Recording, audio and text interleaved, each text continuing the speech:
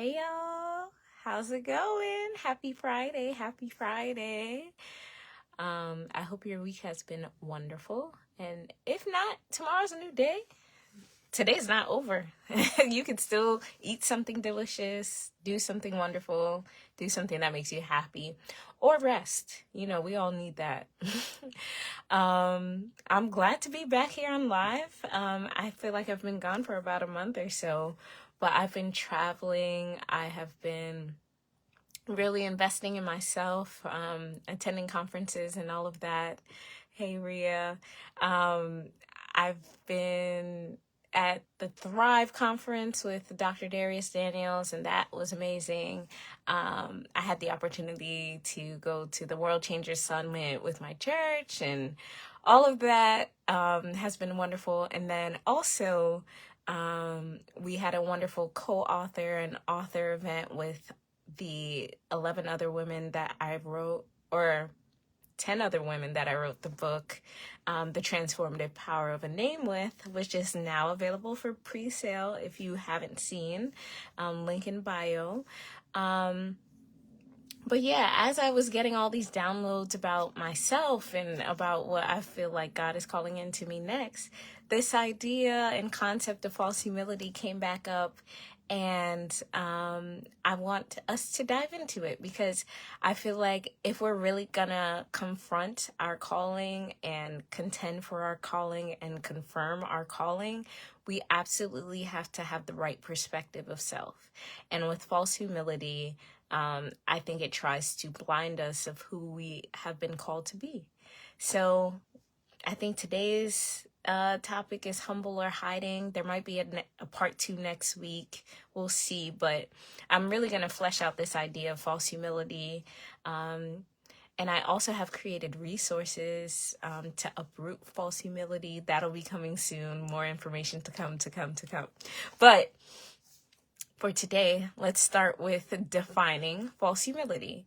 So false humility, I like to define it as, this is my definition, the minimizing of self-talents, giftings, skills, abilities for what the person believes is a greater good.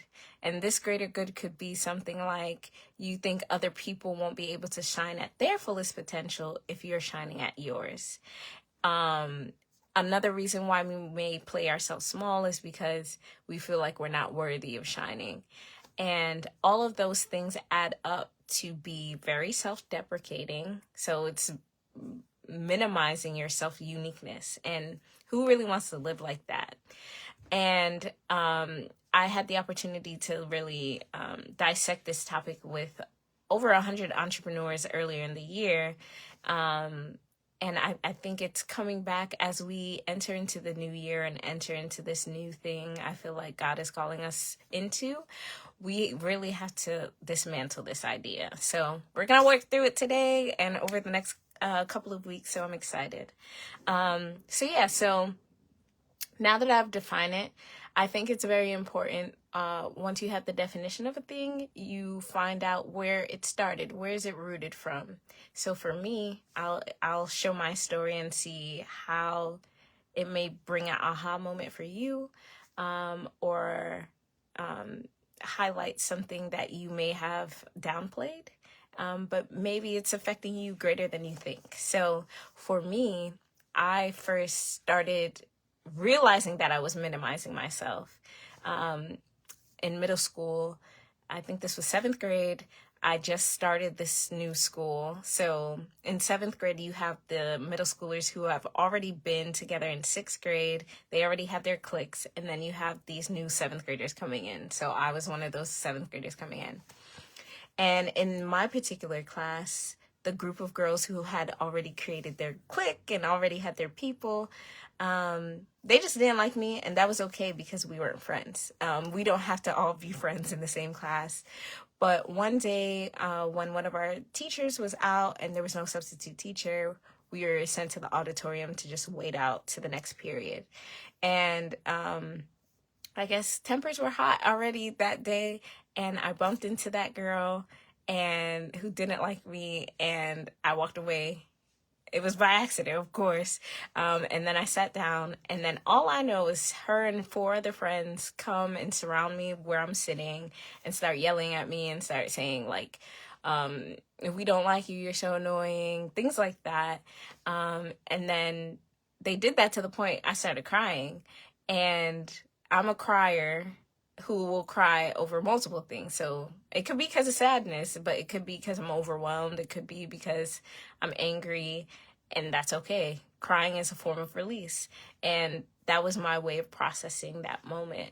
And I guess that triggered something in them to stop because they saw how it affected me. And then one of the girls thought it was a great idea to give advice. I don't know why. But she essentially said, don't let people see you crying because that'll give them more kind of fire and energy to continue making fun of you or whatever, right? So here I am, 12 years old, and I'm experiencing being verbally attacked for just being me. There was no other indictment. There was no other situation other than they just didn't like me. And then I'm getting this advice saying not to show anything, not to show emotions, because that gives more reason for people to attack.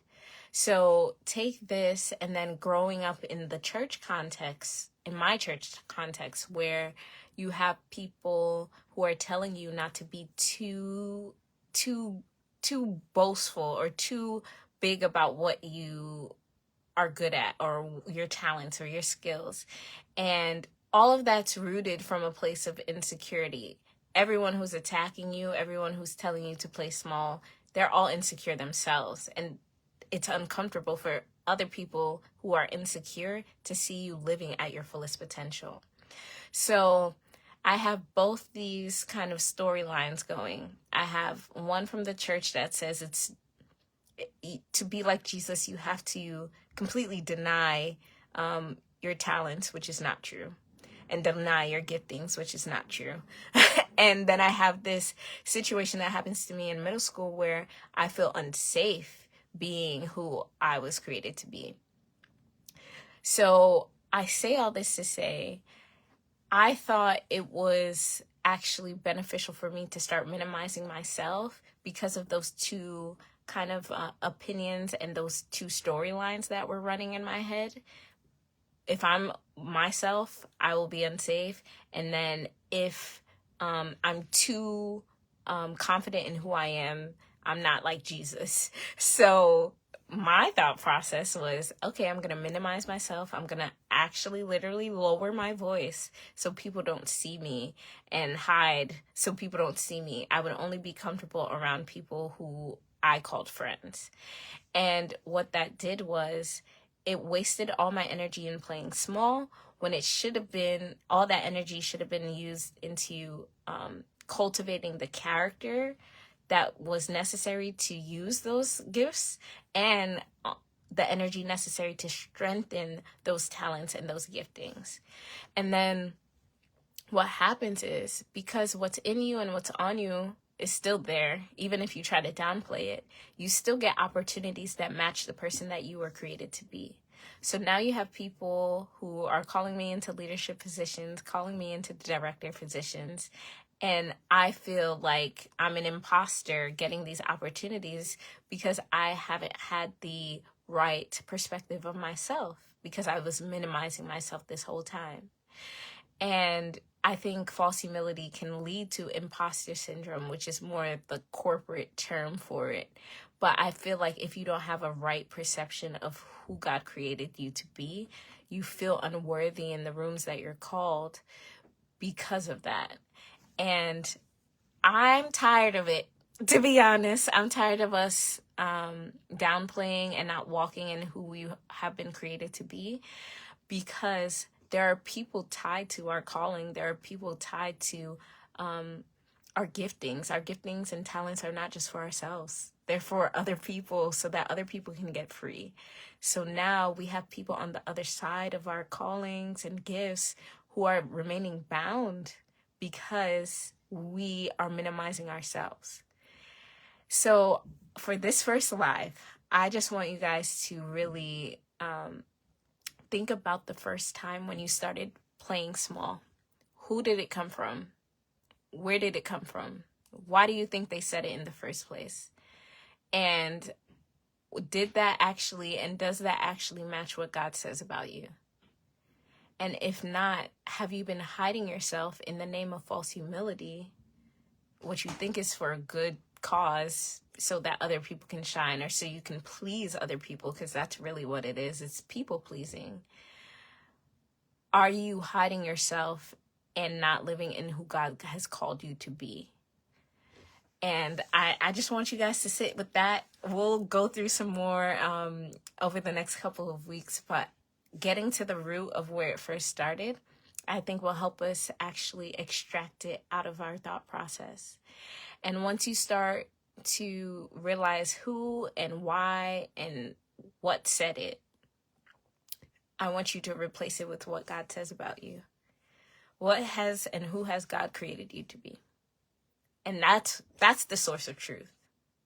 That's it. So once you settle in the truth of what God says, then you can start walking confidently in who you have been created to be. So that's all I have for you guys. I'll go more in depth with this over the next couple of weeks. Like I said, I have some resources coming out for it too. I'm just excited, because we're going to uproot this false idea of humility and really define what it truly is. And that'll come in the next couple of weeks. So have a wonderful weekend. I'll see you guys next week.